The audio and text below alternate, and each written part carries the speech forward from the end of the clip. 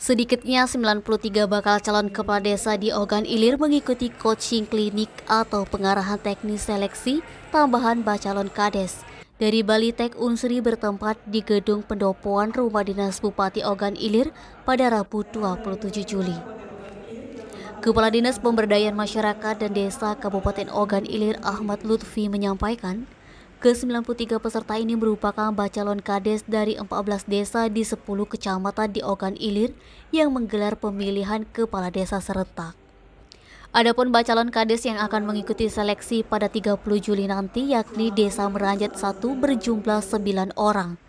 Desa Sukaraja Lama 6 orang, Desa Kamal 7 orang, Desa Seri Kembang 1 7 orang, Desa Tebedak 2 7 orang, Desa Seri Tanjung 9 orang, Desa Kasiraja 6 orang, kemudian Desa Pinang Mas 6 orang, Desa Pelabuhan Dalam 6 orang, Desa Simpang Pelabuhan Dalam 6 orang, Desa Tanjung Mas 6 orang, Desa Tambang Rambang 6 orang, Desa Kayu Ara 6 orang, dan Desa Sungai Rotan 6 orang.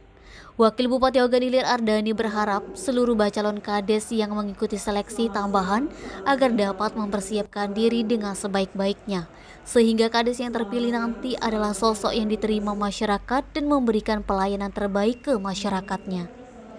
Eti, Sumeko TV melaporkan.